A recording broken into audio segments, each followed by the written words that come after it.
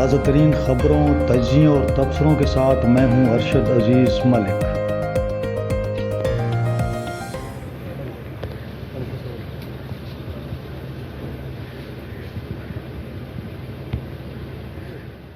अस्सलाम वालेकुम नाज़रीन, उम्मीद है आप खैरियत से होंगे। आज दो टॉपिक्स हैं, एक कुरम में जो कशीदगी है उस हवाले से बात होगी, और दूसरी जो इमरान ख़ान आज जो जलसा उनका होने जा रहा है इस्लामाबाद में, उन्होंने ऐलान कर रखा है कि तमाम पीटीआई की क़यादत इस्लामाबाद पहुंचेगी और कारकुनों की बड़ी तादाद जो है वो उनके साथ होगी।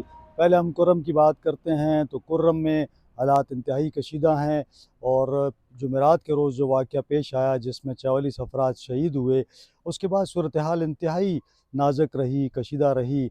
और जुमे के दिन भी एहतजाज पूरे पाकिस्तान में हुआ, हफ्ते के रोज़ भी वहाँ पे काफ़ी कशीदगी थी, और एक दूसरे पर हमले भी हुए। वहाँ पे मज़ीद 30 से 40 अफराद को हलाक कर दिया गया, और ये ख़तरनाक सूरत हाल बनती जा रही है। पाला चनार, सद्दा, पूरा एरिया जो है वो इस वक्त वहाँ पे कर्फ्यू भी नाफिज किया गया है। सिक्योरिटी फोर्सेस भी वहाँ मौजूद हैं, लेकिन पिछले दिनों जो वाक़या हुआ उसके बाद कल जो लोगों ने वहाँ पे फसादात किए, उससे बड़ी तादाद में लोग मारे भी गए और ज़ख्मी भी हुए, लोगों को नुकसान भी हुआ। कई वहाँ पे गाँव को जला भी दिया गया। ये सूरत हाल इंतहाई ख़तरनाक हद की तरफ जा रही है। दूसरी जानब जो हुकूमत है वो एहतजाज की जानिब जा रही है। वज़ीर आला अली अमीन गंडापुर ने कल एक वफ़्द भिजवाया था, उस वक़्त के हेली पर भी फायरिंग की इत्तलात आई, ताहम वहाँ पे वो पहुँच गए खैरियत से और उन्होंने बातचीत की। ताहम सूरत हाल अब उसी तरह कशीदा है, जबकि यहाँ पे अली अमीन गंडापुर जो हैं वो वहाँ पे जाने की बजाय वो इस्लामाबाद की जानिब जा रहे हैं, और वो एहतजाज के लिए तैयारियाँ आज जारी थी। आज अली अमीन गंडापुर जो हैं वो एक बड़े काफ़िले के साथ पेशावर से रवाना हुए हैं और अभी सवाबी पहुँच चुके हैं। इसी तरह सूबे के तमाम अज़ला से जो काफ़िले हैं वो मुसलसल यहाँ पे आ रहे हैं, सवाबी की जानिब बढ़ रहे हैं। स्वात से दीर और मालाकंड का एक बड़ा काफ़िला जो है मुख्तलिफ़ MNAs और MPAs की क़यादत में वो सवाबी की जानिब तकरीबन पहुँचने वाला है।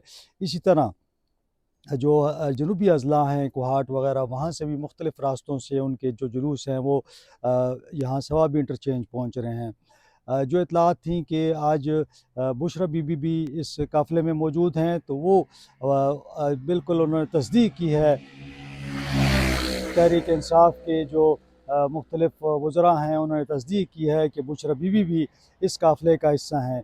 वो आज इस काफ़िले में मौजूद हैं, और बड़ी तादाद में यहाँ पे मोटरवे जो सेक्शन है पेशावर से सवाबी तक का, इस पर आपको मुख्तलिफ़ जगहों पर बड़े बड़े काफ़िले नज़र आ रहे हैं जो कि रवाना हो चुके हैं और कुछ पहुँच चुके हैं। अब तमाम काफ़िले जो हैं वो वहाँ पे जमा होंगे, और उसके बाद अगला लाएहमल का वहाँ से फ़ैसला किया जाएगा कि किस तरह आगे बढ़ना है। यहाँ मैं एक बात जो बता दूँ कि जो टारगेट दिया गया था तमाम MNAs को, MPAs को, MPAs से कहा गया था कि वो 5,000 लोग लेके आएंगे अपने हलके से, और MNAs से कहा गया था कि वो 10,000 लोग लेके आएंगे।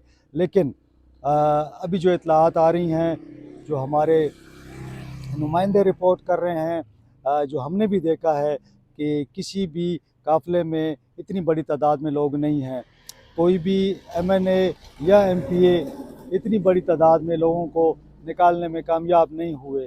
तकरीबन हर काफ़िले में किसी में 200, किसी में 400, किसी में 500, और इसी तरह 1000 के करीब लोग हैं। इससे ज़्यादा किसी भी काफ़िले में लोकल नज़र नहीं आए। ताहम देखना ये होगा जो दूर दराज से काफ़िले आ रहे हैं उनमें कितने लोग होते हैं, और जब सवाबी में इस तमाम लोग पहुँचते हैं तो इनकी तादाद फिर कितनी होती है। अगर एक कोई बड़ी तादाद हुई, और लेकिन ये एक महसूस हो रहा है कि सिर्फ वर्कर जो है इस वक्त इस काफ़िले का हिस्सा है, लेकिन आवाम की कोई तादाद, बड़ी तादाद नहीं निकली। वर्कर्स यकीनन पूरे सूबे से आए हैं और वो यहाँ पे मौजूद हैं, लेकिन आवाम की कोई बड़ी तादाद हमें नज़र नहीं आ रही। गाड़ियों की बहुत बड़ी लाइनें हैं, बहुत बड़ी कतारें हैं, काफ़ी बड़ी तादाद में गाड़ियाँ भी हैं, और उनके साथ जो है पूरा बंदोबस्त भी सूबाई हुकूमत ने किया हुआ है। इस दफ़ा सरकारी मशीनरी चूँकि इस्तेमाल नहीं हो रही, लेकिन इसके बावजूद एम्बुलेंस की गाड़ियाँ भी इस काफ़िलों में हैं और साथ-साथ में एक्सीवेटर्स भी साथ रखे गए हैं, ताकि अगर रास्ते में किसी जगह पे महसूस किया जाए कि कंटेनर्स हों, तो उन कंटेनर्स को हटाने के लिए मशीनरी भी रखी गई है। इसके साथ साथ आंसू गैस से निपटने के बंदोबस्त भी किया गया है।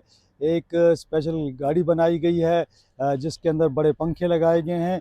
उन पंखों में इसी तरह वो पंखे चलते हैं और जब भी आंसू गैस की शेलिंग होगी तो ये पंखे चलाए जाएंगे। उससे ये है कि आंसू गैस का जो असर है वो कम हो जाएगा और हवा के साथ वो दूसरी जानिब चला जाएंगे। साथ साथ जो है काफ़ी सामान भी रखा गया है। अब ये देखना ये है कि जो काफ़िले आगे बढ़ते हैं तो वहाँ क्या सूरत हाल होगी। जबकि इत्तलात तो इस्लामाबाद से यही आ रही हैं कि इस्लामाबाद, पिंडी और तमाम इलाकों में तकरीबन वहाँ पे क्रैकडाउन्स हैं और तहरीक इंसाफ के वर्कर्स को, उनके रहनुमाओं को गिरफ़्तार किया जा रहा है। लेकिन फिर भी कहीं न कहीं पे लोग निकल रहे हैं और एहतजाज कर रहे हैं। अब देखना ये होगा कि आने वाले चंद घंटों में सूरत हाल क्या होती है, क्या हालात कशीदा होते हैं, ये यहाँ से अल यमीन का जो काफ़िला है वो कहाँ तक पहुँच पाता है। यूँ सूरत हाल तब्दील होती जाएगी, हम आपको मज़ीद मालूमात देते रहेंगे। इसके साथ ही मुझे इजाज़त दीजिएगा। आइंदा अगले व्लॉग तक के लिए अगले व्लॉग में मिलेंगे। अगर आपको व्लॉग पसंद आए तो उसको लाइक कीजिए, सब्सक्राइब कीजिए और दोस्तों के साथ शेयर भी कीजिए। बहुत शुक्रिया।